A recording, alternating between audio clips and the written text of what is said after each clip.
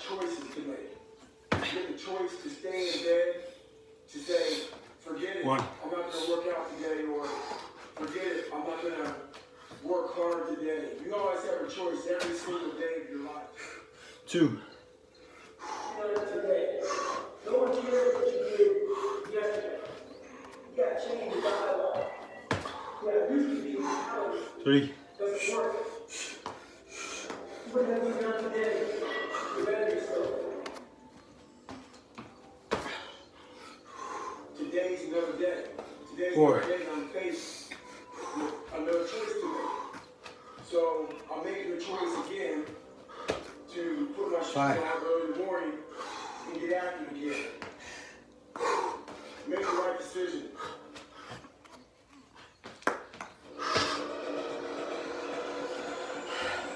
6.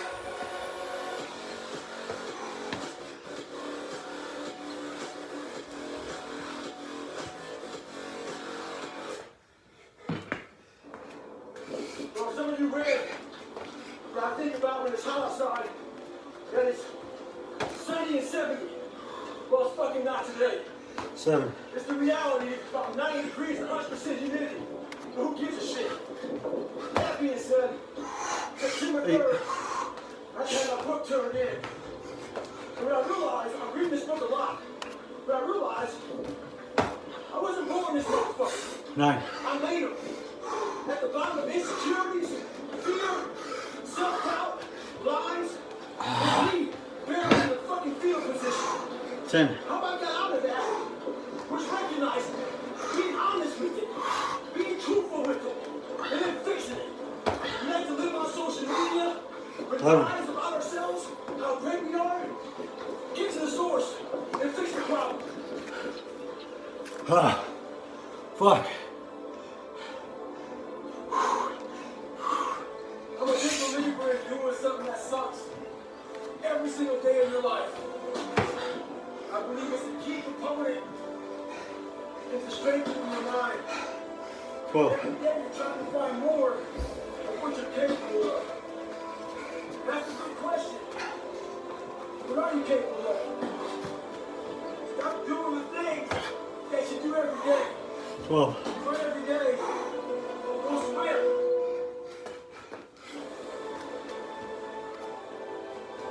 Flip the towel. One tire for a mile. 13. Look up and go something. So, I'm all about cows in the mind. Do something that sucks. 14. Don't get twisted. It's not about flipping tires. I'm in Las Vegas right now and it's hot as shit. It's not about any of that. But what it is about is a lot of us give total control to life. We don't have any control of it. We just give all control of life. I do this shit every morning to prepare my mind for what life's going to throw at me. A healthy body gives you a healthy mind. That's what it's about.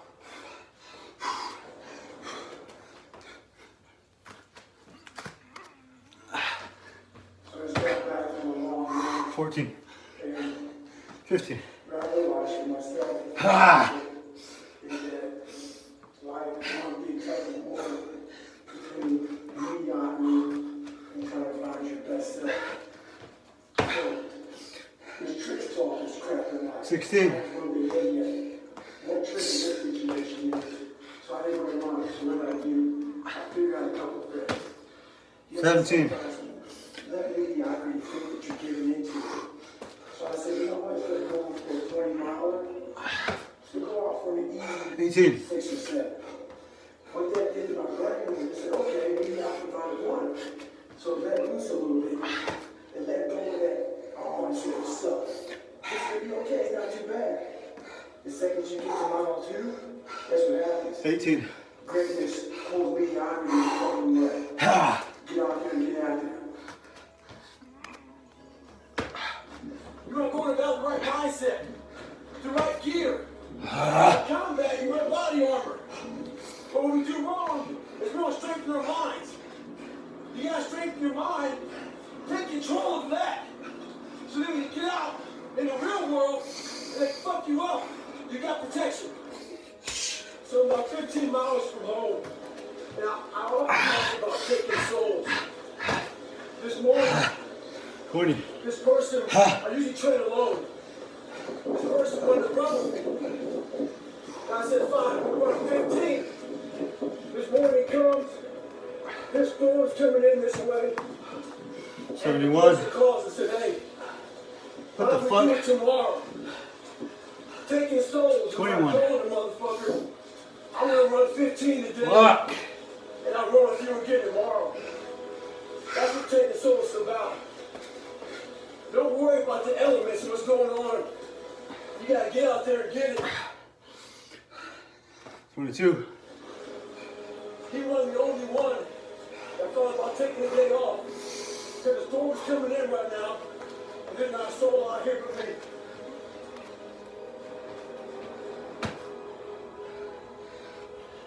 If you want to get that in, you can do. 22. Get outside that zone. That zone is that zone that makes you feel good. The stronger your mind is going to get. It starts getting used to doing shit like this. It's not fun. My mind's used to it. I went past a cemetery of alcohol, and I went past the cemetery. It saddens me because there's a lot of people there, not because they're dead, because of untapped potential. But all of us die, never tapping into our full potential. And I often look at wash rags and I wring them out and hang them up as my soul. And I won't be satisfied until every drop of that wash rag, which is my soul, is completely run out. So, in my life, I won't be satisfied until everything I have in me is completely out of me. And that's when I'll be satisfied. 26. I'm not the best at anything. I'm not gifted. I'm just driven. I'm a guy that came from nothing. Anybody's capable of doing shit like this. Anybody. And I sat in that tub. She put the water on me. She called my mom up. My mom was dating a doctor at the time. The doctor said, you need to get him to a hospital now. 6. She came back in. All I want to do is call Chris Carson and go on the register to a bad one so I can get it. So she said, take it to the doctor. I said, no, let me sit here and enjoy this pain. She said, what are you talking about? I said, you know, I need to go to the doctor, I realize that. But I never thought it was humanly possible to do what I did. I went 70 miles. And at 70 miles, I was dead. I was at 100%. What I thought was 100%. I went 31 more miles after being in the worst physical shape I've ever been in my life. And I sat in that tub and the water hit me. It was the most amazing feeling of accomplishment.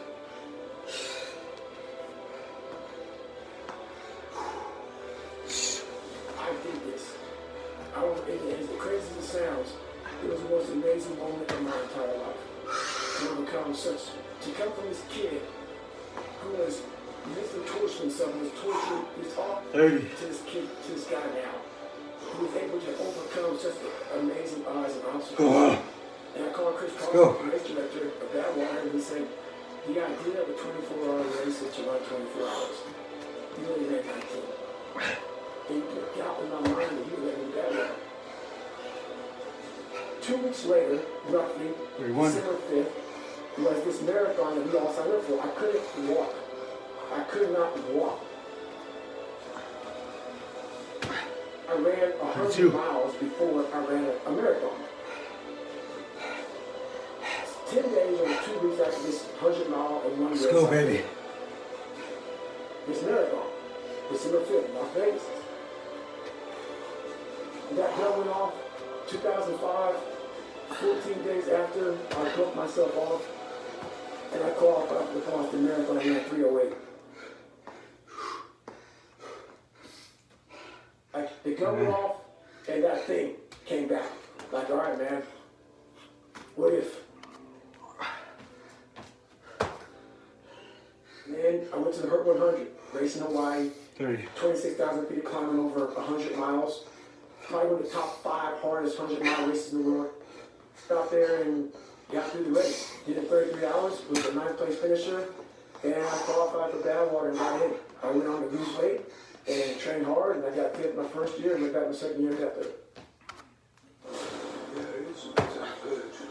Fuck. Ah. 2024, the century is vastly more dangerous than you realize. None of us know to guarantee. Too much rain. You have one final frontier yet to come.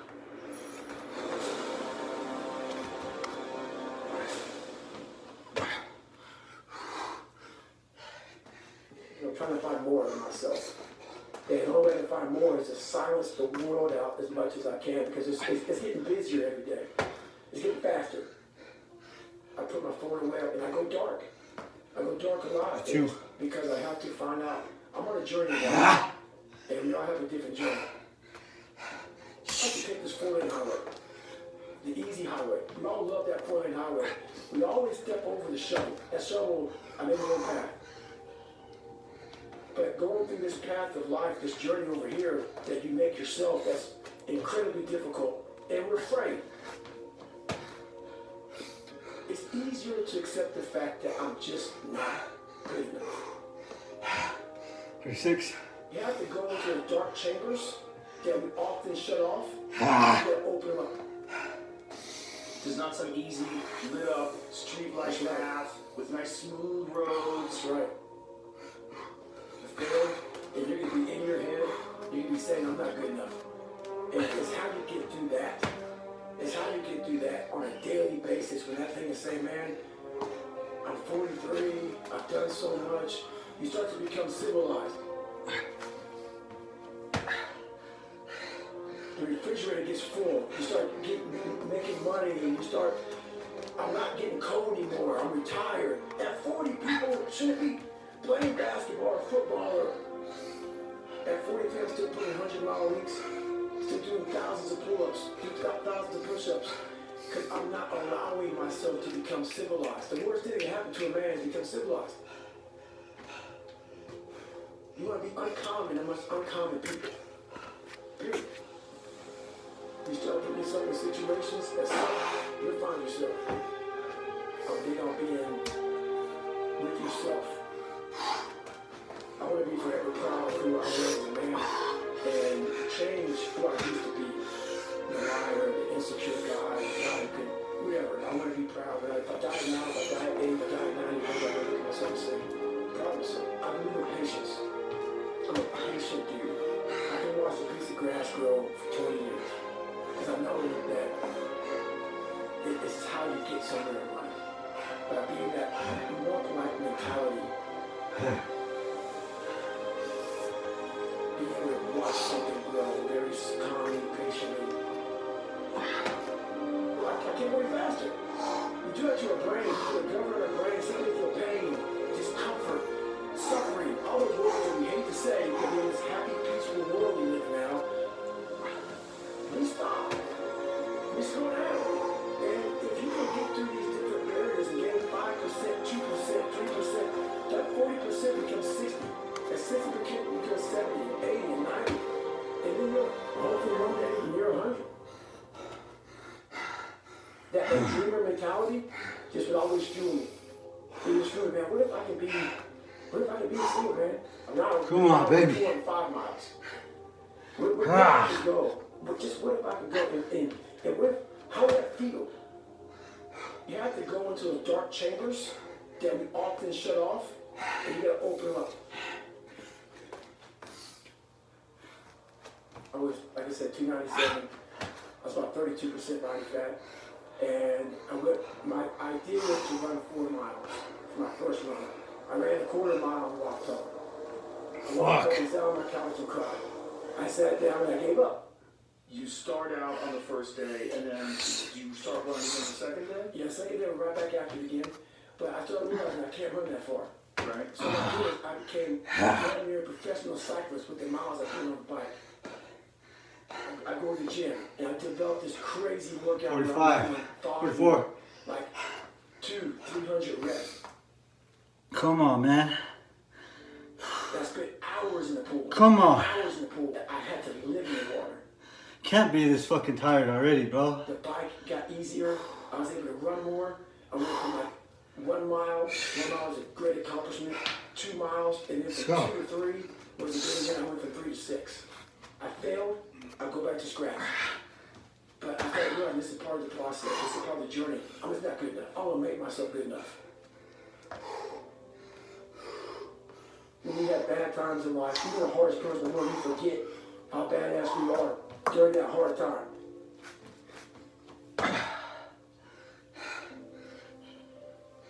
I have a thing where I take a couple seconds to reflect on, hey, on man, you've been through this, you've been through that, you overcame this, overcame that.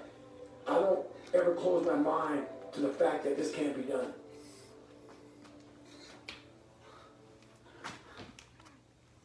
I quit several things. I know what's on the back end of quitting. I wanted to be a man that detest mediocrity.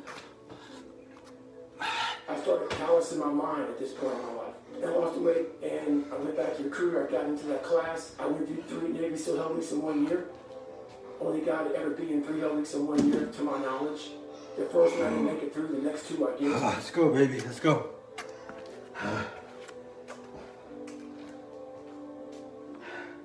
And I started opening different doors that I didn't think were even Can't there. give up now, I didn't baby. think even existed. And the more doors I opened up, the more I started realizing that my potential is beyond Let's go. limits. I wanted to feel something besides the feeling. I wanted to just go the distance. And that going the distance pushed me to a point of where now I go way past. I didn't have a motherfucker come wake me up at 3 o'clock in the fucking morning and say, hey, you got to do shit. I had no trainer. I didn't have a nutritionist. It was the 6. self-discipline that I had to survive. To not survive, to thrive. 7. No one said, hey man, you're 297 pounds, man. I want to help you out. I had to overcome 8. and self-discipline is everything. And if you don't have it, I don't look at you right now. I know you're capable of more. It's not discipline so much for me. It's all on you. It's all on you. The self part is what's big. We count on people too much to get us through shit. And we look to our right, we look to our left, we're looking for help. And if you can build that self, you can build that total accountability in oneself. We live in a society where mediocrity is often rewarded. We often forget how hard we are, but you gotta reflect back. Take a couple seconds to reflect. I've been through this, I've been through that. You don't believe it? You haven't endured shit? You're just blowing smoke, man. I'm not the best at anything. I'm not gifted. I'm just driven. It's all 30 about seconds trying to rest. share that message with people. Let's go. And an NFL football player comes up to me. You have got to ask you a question. How do you keep that dog mentality? I said, let me ask you a question. When you were younger, what did you want to be? He said, an NFL football player. And once I got there, I lost that dog mentality.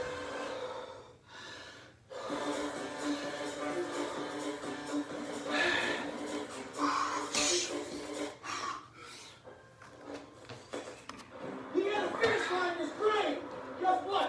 A true dog mentality, I'm a dog at home. He never gets full. It's not enough you made the NFL. It's not enough you made a 5K. Win a 10K. It's not enough you became a doctor.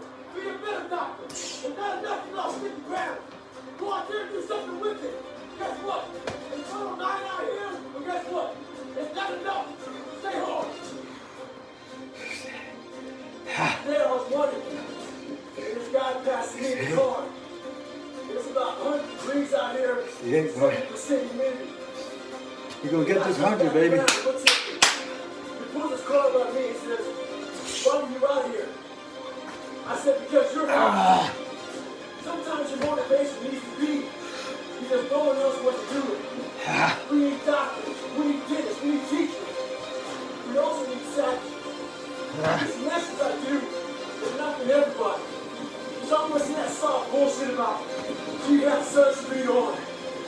is just dangerous. It's too hot. I'm not asking you to be like me.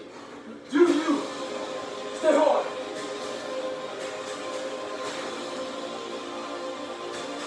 Your mind's getting softer. Let's We do go. that shit to everything in life. Let's go. A lot of you are trying to find inspiration and motivation Let's go, baby. with a depressed mindset. You don't find inspiration by not living the grip of life. When you live in the grip of life to find inspiration, put challenges in front of yourself. When you put a challenge in front of yourself and you attack it, that's when you find inspiration. Repetition every day. Stay hard. But as she read it, Let's go. she thought I was just crazy. So after she read it, she put the book down and started living her normal life. Just going back paying bills, going back to work, complaining about shit. 2 days later, she had time to think about the book, and it scared her. She thought, well, 78. maybe this guy isn't crazy. Fuck. And that's what scared her the most.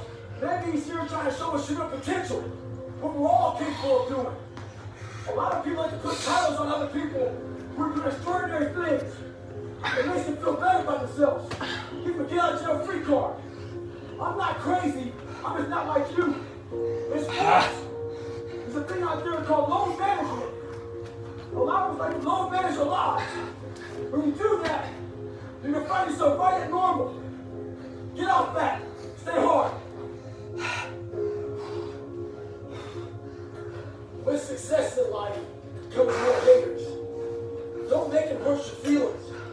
Use it for fuel. Use it for energy. In times of need, put them on mental Rolodex in your mind. If you know where to do shit, roll through your brain. Pull up that person who said you couldn't do something. Weren't fast enough, good enough, smart enough. Use it for energy. Instead of killing them with kindness, torture them with success. In life, you have to continue pushing past the odds. Use everything this world has to give you for fuel. Stay hard. And anybody, not just maybe anybody that can accomplish anything that is hard. The only separator is that they really want to be there. There's some people that get inspired, and that inspiration moves them to try to do something. But the inspiration is very high right now in this nice environment. We're in a nice environment. I watch a movie about some badasses, you're inspired. But the second you're not inspired, and you're actually doing what inspired you, that suck factor is now real. You're now there. If only those people who have been there a million times in their minds and have lived in that water and have suffered a million times and realize my legs may break, my knee may break, my bones will hurt. I will be the coldest I've been in my life. I will be miserable. And accept that. You get a horrible situation in life, your mind immediately says, everybody's does, even if you want to be there. But it starts to have all these different questions in your mind at 1 second. And it says, okay, why are you here? Why do you do this? Why this? Why that? And then you start to say to yourself, if you don't want to be there, man, I'm not going to break my body up to do this. Your mind starts to say, yeah, this is stupid. But if you are already knowing that this is going to happen to you, we have all the answers to these questions that your mind starts to give you when you're in suffering mode. Try to be 10% better than you were last week. So run 30 miles a week, run 33. If you're swimming 500 meters, swim 550.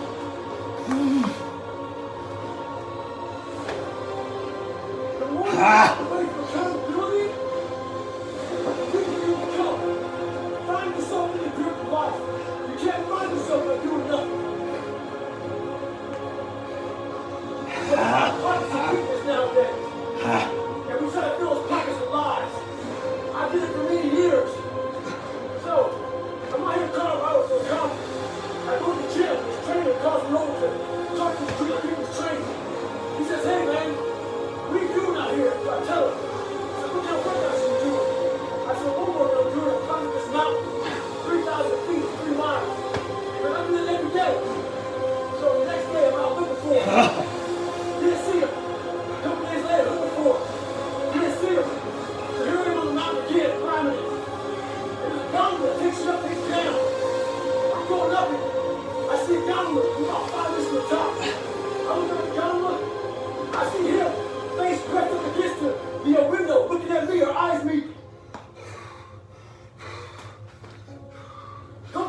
about it. Be about it. Practice what you preach. Stay hard. Come on, baby. Push that shit. Push that shit. I like suffering in the way that Push is that fucking shit. competitive, that brings out the absolute best in me and everybody else. I want to see what you're made of. I want to see, like, almost like the Coliseum. Come on, bitch. Rome. Come on, pussy. Can't do it by writing paper. So I found out, and the Come only on, message I'm going to motherfucker. get across to people You is, ain't fucking tired. once you change Come on. one thing, your mindset, you can attack everything. People know how do you keep grinding every day. You have to make those insecurities, those fears. Like when I was 300 pounds, I didn't have any drive. I was an insecure, lying kid, afraid. I had to look at my insecurities and in my fear and find drive in that. We're all looking for passion. Passion's all around you. All the energy and fuel you need is right in yourself. It's all there. You got a lot of stuff to do to overcome. And, you know, that's where I found it. I found it right there in my own insecurities. I found drive in my own insecurities. And that's the most powerful thing in the world. When you can find drive in your own doubt, fear, insecurities, you become very unstoppable. I'm in search for a feeling. I'm not in search for a trophy. I'm not in search for love. I'm not in search for more followers on Instagram or social media.